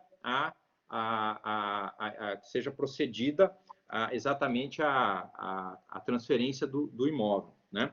Então, eu trouxe 2 julgados do Conselho da Magistratura nesse sentido, e aqui o caso que o professor Marcos vai gostar. Teve um caso em São Paulo, eu não vou dizer que esse é um entendimento prevalecente, porque a situação é uma hipótese muito polêmica, mas houve um caso em que foi suscitado dúvida, nos idos de 2013, em que os condôminos quiseram comprar a área do lado para aumentar a vaga de garagem e dar uma função social, porque era uma área, inclusive, que estava abandonada. E aí que chegou no registro de imóveis, foi recusado, e o Conselho Superior da Magistratura entendeu que, bom, nesse caso, há uma vinculação direta entre a finalidade da aquisição e a finalidade do condomínio, em benefício ao condomínio, e permitiu, então, o registro. Esse posicionamento, eu não encontrei julgados posteriores do Conselho da Magistratura, mas esse posicionamento teve uma adesão da primeira vara de registros públicos da capital de São Paulo, não lembro se foi esse ano ou ano passado, acho que foi esse ano, que também autorizou fazer esse registro da área. A posição mais tradicional seria que, como o condomínio não pode adquirir, todos os condôminos teriam que adquirir essa área, depois teria que ser feita a unificação das áreas, a instituição e a retificação da instituição condominial para abarcar essa área, enfim, né, é um procedimento complicado.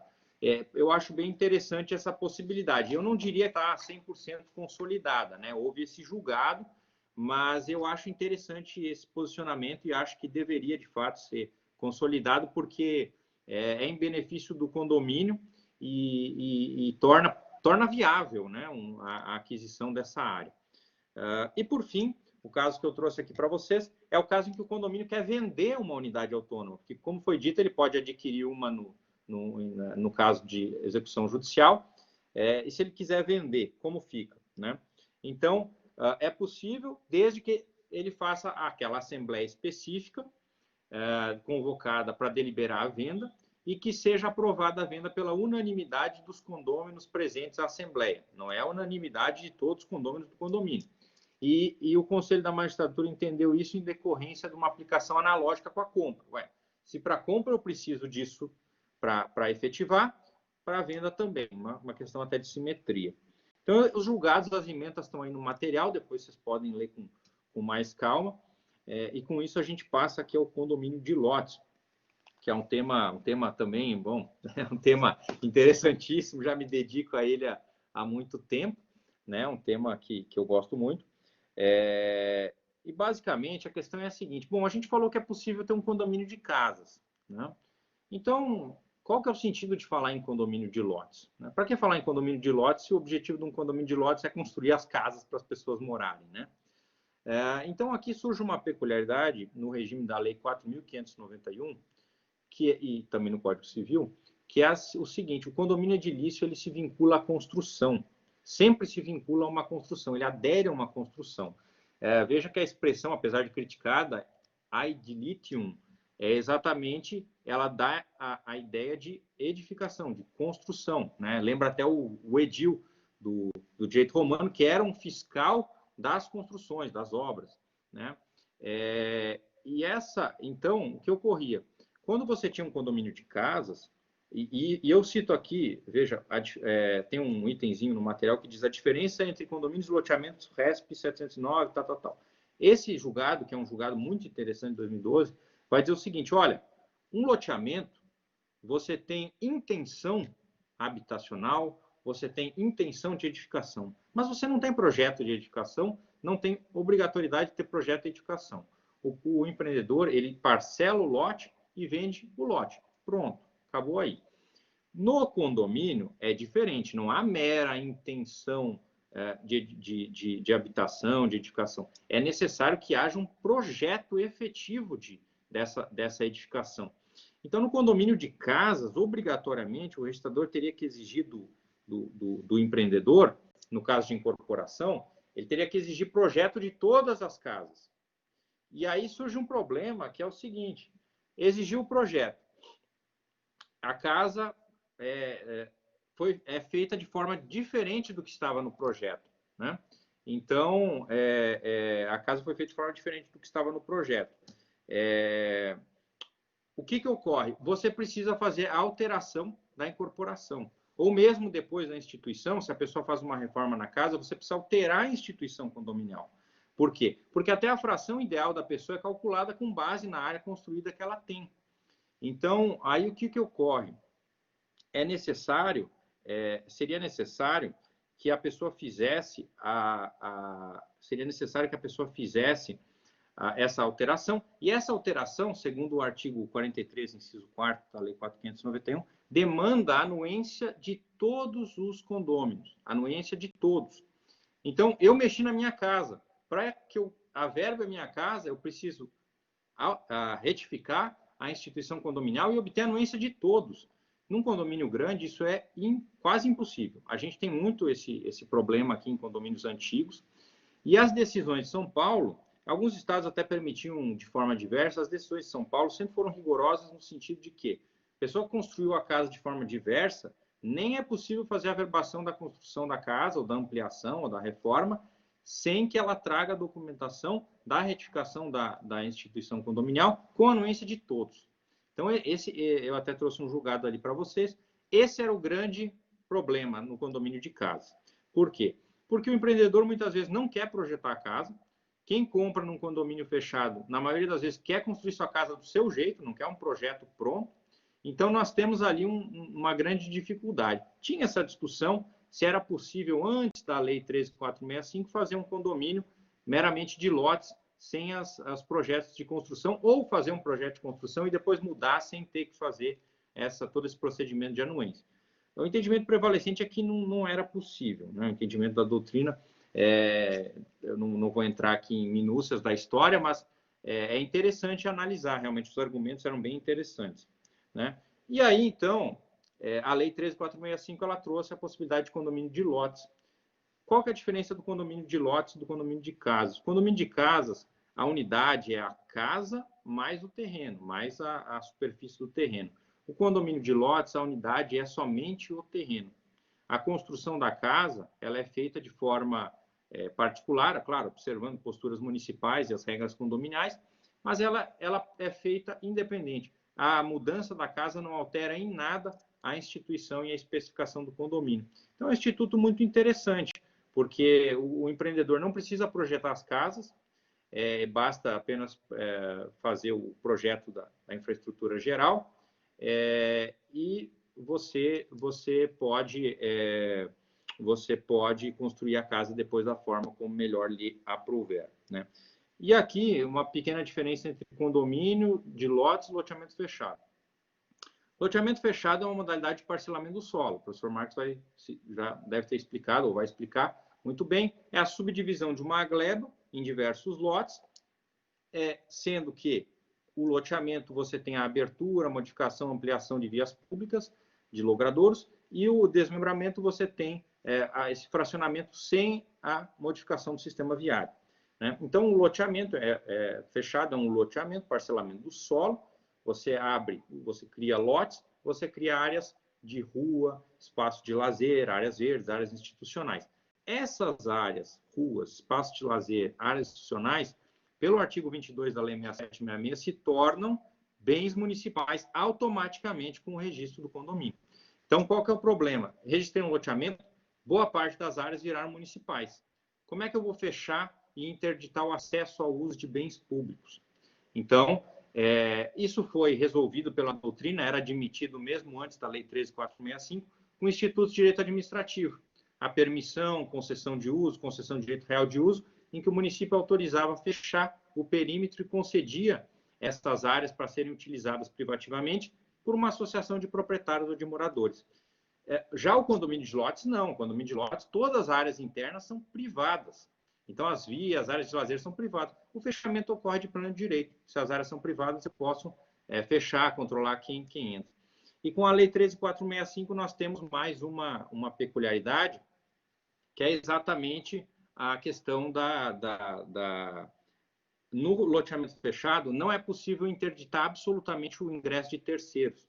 Você é obrigado a permitir que terceiros que se identifiquem ou se cadastrem, que eles possam entrar, porque os bens internos são públicos.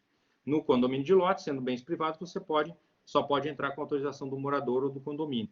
Então, tem outras diferenças, mas basicamente, gravando isso, vocês não vão errar. E, infelizmente, essa é uma matéria que o que mais tem é confusão. Há quem fale até em loteamento condominial, quer dizer, isso seria um oxímoro, né? Porque como é que, ou você é loteamento ou você é condomínio, são duas coisas bem diferentes. Inclusive, eu tenho um loteamento aqui fechado, em que agora os empreendedores fizeram uma alteração do plano, tem uma área que ficou grande, e que eles vão construir dentro do loteamento fechado, eles vão fazer um condomínio de lotes.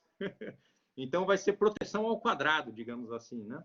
Vai ser um empreendimento interessante. A gente está estudando o caso aqui que eles vão trazer, né?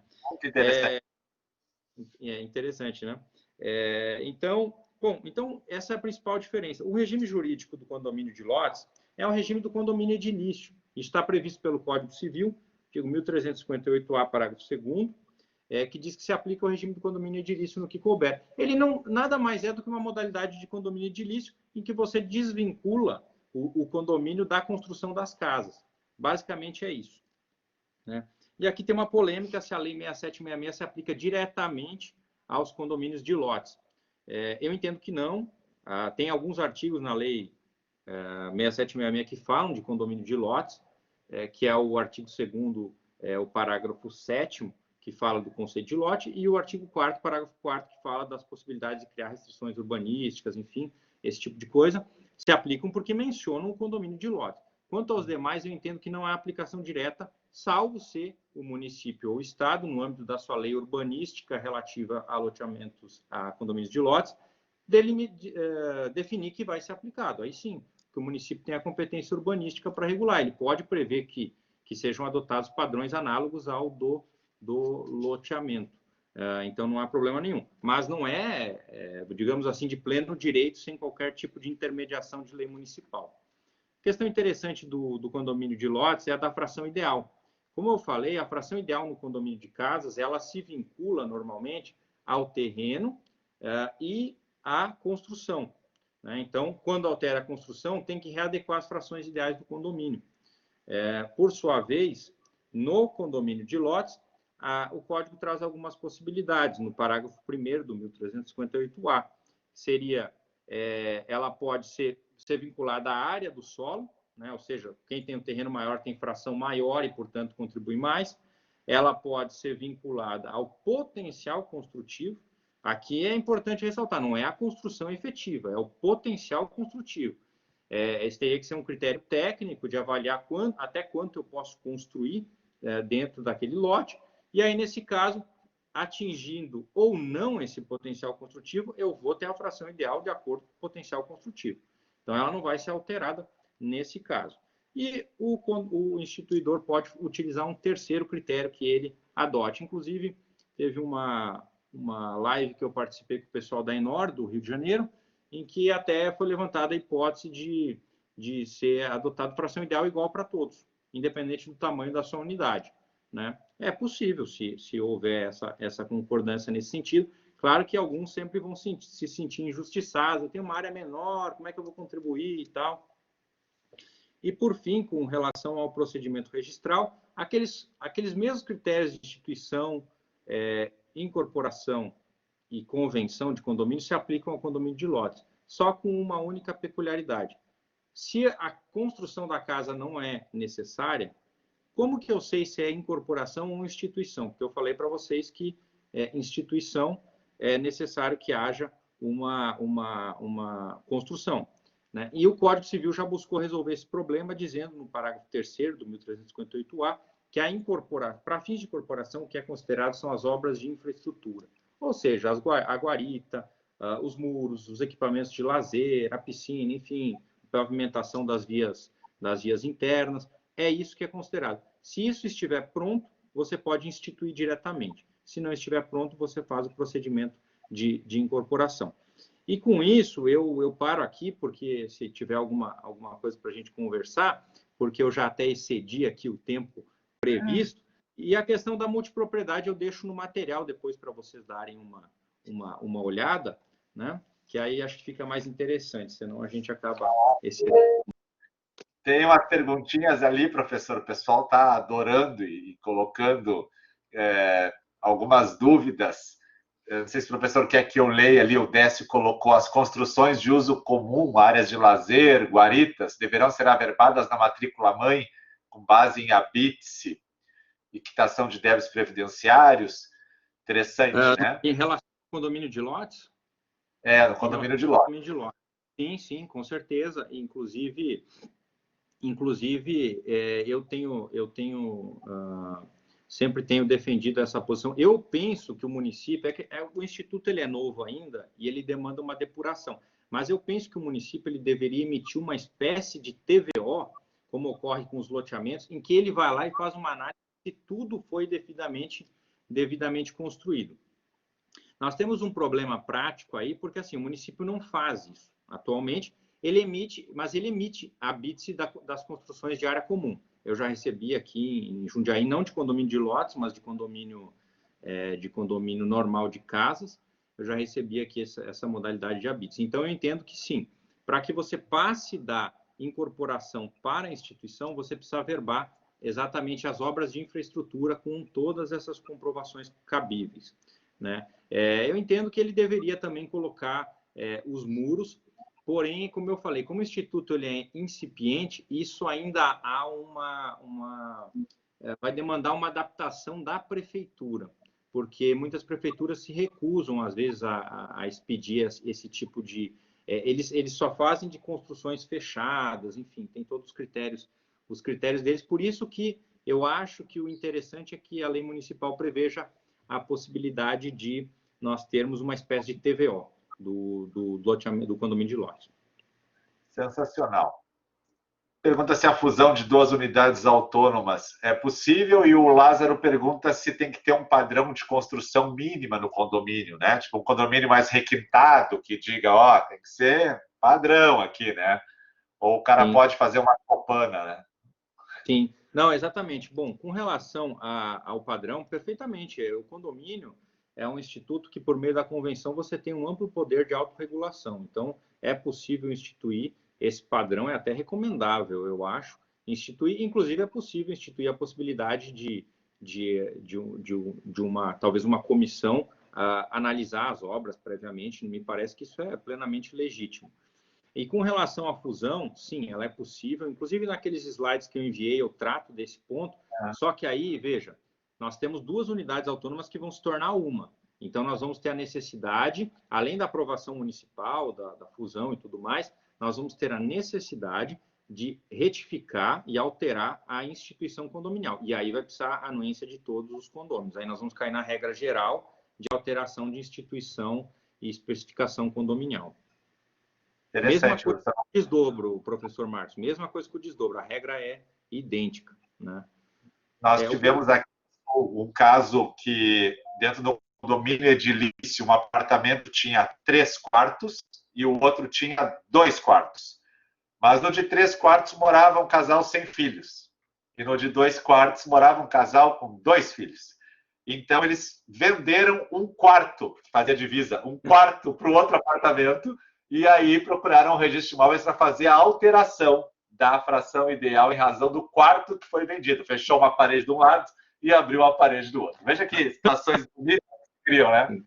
Acho que com isso o professor Marcos acabou de responder a última pergunta que eu estou vendo aqui que chegou, né? Se é possível no condomínio de apartamentos, né? Exatamente é o caso do professor Marcos. Mas aí nós vamos ter exatamente a mesma situação em que é necessário alterar a especificação condominial e tudo mais, inclusive verificar se essa obra não vai prejudicar a infraestrutura e a segurança ali do prédio, né?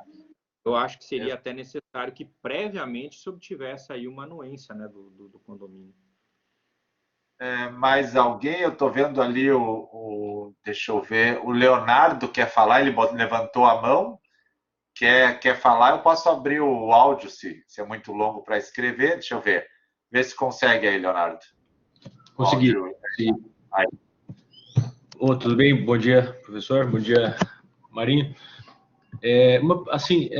Por exemplo, lá na comarca de Itapecerica da Serra, que é onde eu tenho cartório em São Paulo, eu tenho cartório em São Lourenço da Serra, tem muitas matrículas abertas de área maior, né, uma área maior, e várias alienações de frações ideais, né, registros antigos, né, enfim, em que a pessoa ela possui lá uma área de 7.200 metros quadrados, outra de 5.200 metros quadrados, sem especificar a área certa, né, ou seja, registros bem antigos, geralmente, né, e hoje essas pessoas querem alienar essas áreas.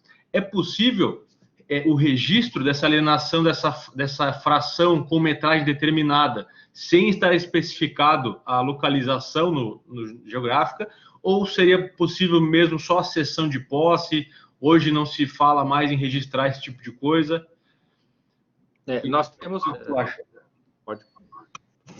Nós temos, obrigado pela pergunta, nós temos, na verdade, 2 situações que têm que ser analisadas nesse caso que você narrou.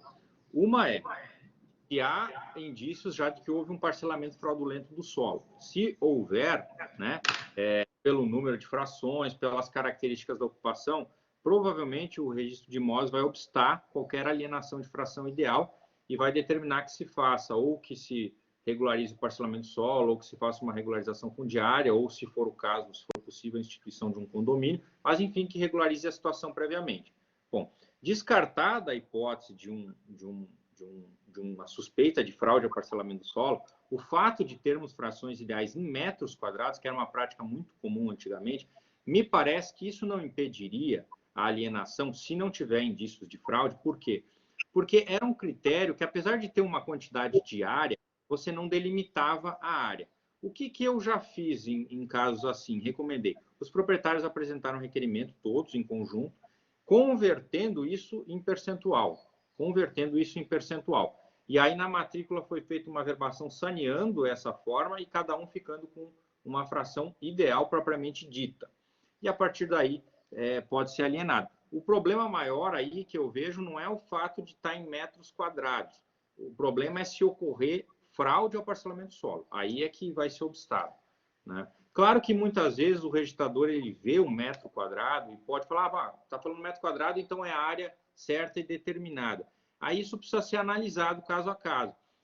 Eu entendo que na maioria dos casos era só o sistema de atribuição de fração ideal antigo, em que em vez de falar 1/3, o cara falava 1000 metros quadrados, né? E aí eu sempre solicitei que as partes apresentassem requerimento unânime, fazendo a regra de 3 e convertendo. Eu fazia a conferência se estava correto, de acordo com a matrícula, e a gente fazia uma averbação transformando tudo em fração ideal. E aí resolvia o problema dos metros quadrados.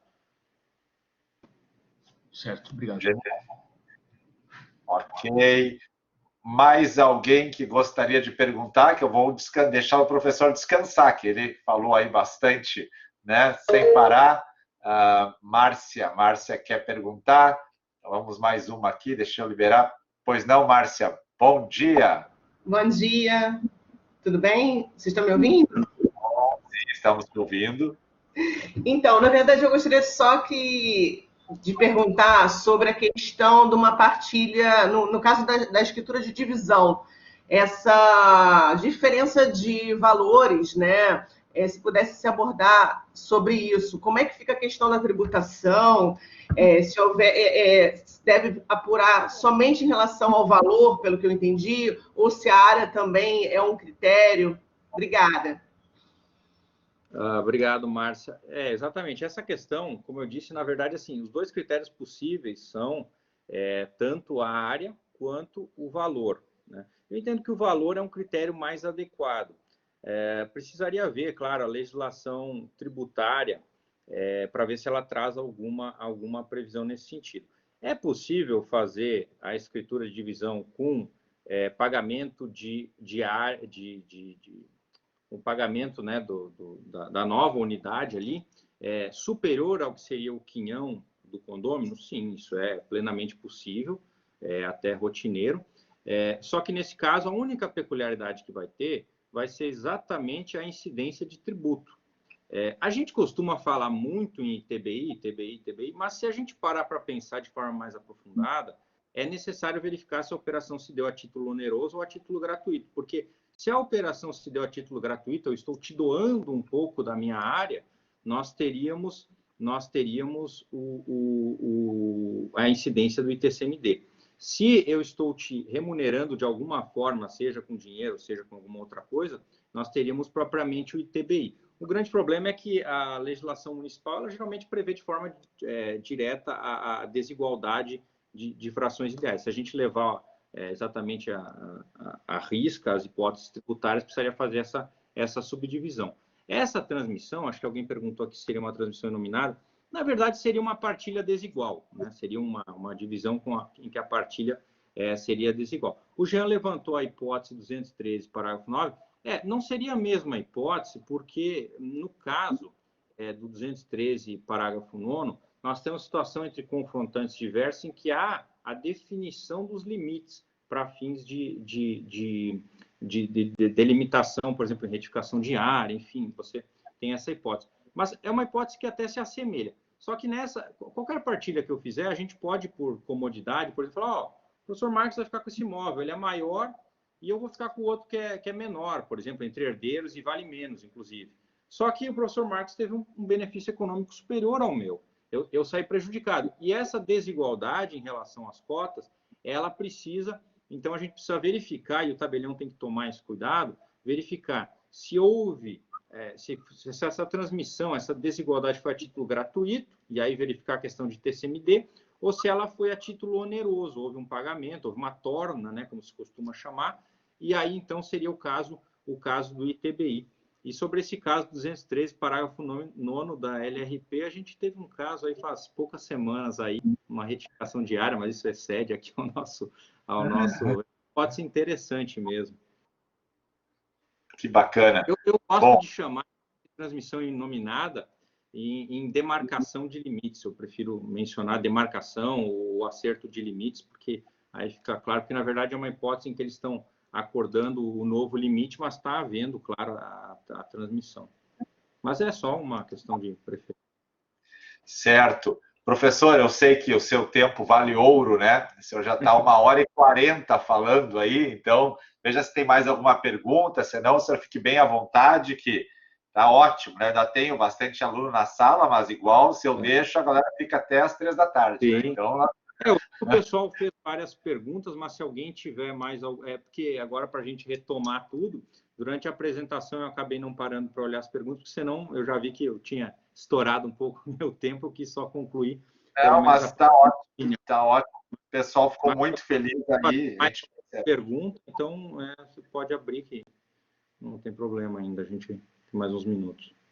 Se alguém gostaria de fazer mais alguma pergunta aí, pessoal, fique à vontade. Alguém que eles não tenha respondido, de repente. O Jean, peraí, Jean, eu vou abrir para você só um minuto. Pode falar, pode ligar a câmera se quiser, Jean. Bom dia. Bom dia, professor Marcos, o professor Marinho e os colegas. Bom dia. A dúvida era se é possível a gente adicionar, se seria interessante o legislador adicionar, por exemplo, lá no artigo 44 do Código Civil, o condomínio, em algumas hipóteses, como forma de resolver, né, toda essa questão de regularização dos condomínios. Ah, sim, Jean, com certeza. Eu imagino que o condomínio ele deveria ser personalizado. Eu acho que a falta de previsão legal, eu não concordo com aqueles posicionamentos que atribuem uma personalidade irrestrita para o condomínio, a falta de previsão legislativa. Mas acho que o legislador, sim, poderia, até inclusive seria interessante que ele criasse regras na parte do condomínio, exatamente para vincular o condomínio sempre a essa personalidade ao desempenho efetivo de atividades ou de aquisições que tenham relação com o condomínio em si, né? com a vida condominial. Né? Não, daqui a pouco o condomínio está investindo em terrenos, e aí seria algo que um pouco despropositado. Mas nesse sentido, sim, eu acho que seria muito interessante essa previsão. Né? Situações institucionais, né, professor? O Jean trabalha no Registro de Imóveis de Palmeira das Missões, professor. Ah, que legal, que legal. Então já está acostumado aí a peculiaridades da prática registral. Mas cada pouco a gente é surpreso, né, com uma questão que a gente nunca viu, uma situação que a gente nunca... Essa questão da retificação do 213 que eu falei é que havia 2 prédios construídos, um ao lado do outro. Só que um avançou 1 metro no terreno do outro. Uhum. E aí, como tu vai regularizar isso, né? Teria que fazer a retificação em um e outro. Mas não seria uma retificação de área, né? Porque eu estaria tirando de um para colocar no outro. E é justamente a hipótese lá do 203, parágrafo 9º, que é possível fazer esse ajuste desde que recolha o imposto de transmissão da diferença. Né? Isso, exatamente. O caso que eu tive não era de prédio, mas era bem similar a esse também. Tinha tido um avanço, e aí eles queriam retificar as 2 áreas, né? E foi informado que a retificação, na verdade, como você bem falou, ela não se presta a adquirir informalmente novas áreas. Então, eles fizeram esse procedimento 213, parágrafo 9º, e fizeram a retificação concomitante das 2 áreas. Então, aí a gente fez o registro e foi resolvido o caso. Né? É uma hipótese interessante. Ali a Sara do Maranhão perguntando, professor, olha que longe, hein? Lá no Maranhão, e sobre a possibilidade de instituição de condomínio registrada antes de finalizar a construção. Ah, sim. Isso acho que a Sara deve estar se referindo exatamente à hipótese de instituição parcial do condomínio. Essa é uma hipótese possível. O professor Marcos até mencionou que no Rio Grande do Sul é possível, inclusive com relação a apartamentos. Eu não, aqui em São Paulo, nunca me deparei com esse caso e a gente não conta com previsão nesse sentido. Mas, por exemplo, se nós tivermos um condomínio com várias torres e uma for construída e as outras não, mesmo que a incorporação não tenha sido desdobrada na forma prevista na lei de corporações, é possível instituição parcial, isso tem nas normas de serviço, apresentando o habite parcial em relação ao todo, mas daquela obra. Com relação ao condomínio de casas, a gente enfrenta aqui em Jundiaí muito os casos de instituição parcial, que a pessoa construiu sua casa, os demais não construíram, enfim. Eu entendo, esse é um posicionamento que eu tenho, que para fazer uma instituição parcial, no caso de condomínio de casas, a área comum já deveria estar totalmente construída e ser averbada também, né? É um entendimento que eu firmei aqui. A gente não tem nenhuma previsão, como o professor Marcos comentou, que dá uma liberdade muito maior aí, e aí eu entendo que existir área comum é pressuposto para a gente começar a falar em áreas privativas também. Mas é plenamente possível, Sara, é plenamente possível. Aí só precisa verificar as peculiaridades do caso concreto sempre, né? O senhor quer responder mais alguma, professor? Ali tem a Joana e o Edson. O Edson é reserva legal e a Joana é cobertura de prédio. Bom, vamos finalizar essas duas e aí a gente encerra. Então. Tá bom. O Edson pergunta na divisão de um imóvel rural, na qual existe uma área de reserva legal averbada. Dentro das normas do estado dele, por ocasião da divisão, será necessário apontar em qual gleba a reserva legal ficará localizada. Qual o procedimento legal após a divisão?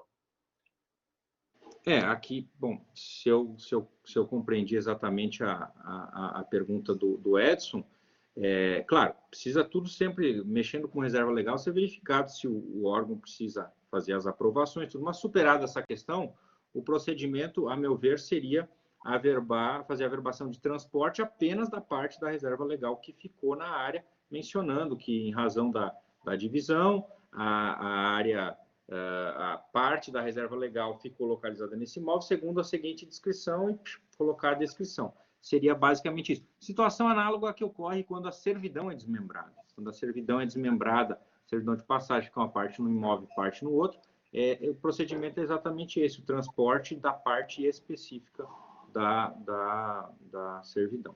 Muito bom. Antes de responder a outra, professora, eu peço que fotografem e compartilhem no Instagram a aula para ajudar sempre a divulgação do curso. Marca o professor Marcos Salomão, marca o professor Marinho, que a gente fica bem feliz aí, reposta também, como forma de divulgar essa grande aula de hoje aí. Tem a pergunta da Joana, que é referente a uma cobertura de um prédio, que ao longo da obra resolve fechar a cobertura. Já tem a aquisição das frações ideais. A construção ainda não foi averbada. É necessário regularizar isso na matrícula?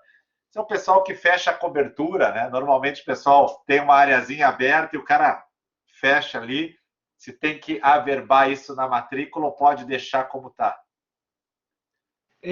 Digamos assim, deixar como está seria basicamente permanecer de forma informal. O correto seria fazer, porque isso gera uma alteração, queira ou não, no prédio, né? Inclusive porque as construções, até na prefeitura, elas são, inclusive, classificadas em áreas cobertas, áreas descobertas, então isso pode gerar... A gente sabe que, assim, muitas pessoas fazem pequenas reformas e deixam dessa forma porque, por exemplo, quando a gente fala de apartamento, na maioria das matrículas não há sequer uma descrição interna da unidade, então há apenas a área útil, a área comum, a área construída, enfim. Então, isso não teria. Claro, se ele for regularizar, quando você constrói de forma diversa, o mais correto, de forma diversa ao projeto de incorporação, a forma mais correta seria fazer a alteração da incorporação com o projeto e aí, na sequência, registrar a instituição do condomínio. Então, seria assim o caminho, seria esse, né? Ok, muito obrigado, meu querido professor e amigo e colega Marinho. Nós conversamos muito toda semana, só sobre livro, né? Só livro velho, né? Nós trocamos muita foto de livro velho aí, Marinho. Mas eu quero agradecer muito a tua presença aí, 1h50, assim, meu, quanto o tema é bom, é longo e os alunos gostam, né? Sensacional, olha, fantástico. Eu gravei a aula para disponibilizar para os alunos, depois eu vou te mandar o link também. E quero agradecer muito a tua disponibilidade. Eu sei aí que você tá em casa, a esposa está grávida, está nesse final de semana descansando e aí se dispõe a vir aí, né? muito, muito obrigado em nome da turma, em nome da FEMA, em nome dos alunos todos, né? Receba o nosso carinho e fico aberto aí ao que tu precisar, sempre à disposição. Obrigado mesmo pela tua presença, por esse nosso horário aí.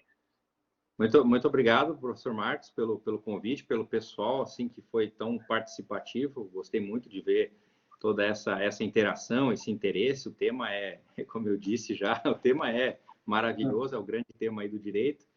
E fico muito feliz aí, agradeço a oportunidade e seguiremos aí nas nossas conversas bibliotecárias. Com certeza. Muito obrigado mesmo. Pessoal, eu vou liberar agora 12 aulas de loteamento para alegrar o sábado de vocês, tá? Loteamento, desdobro e desmembramento.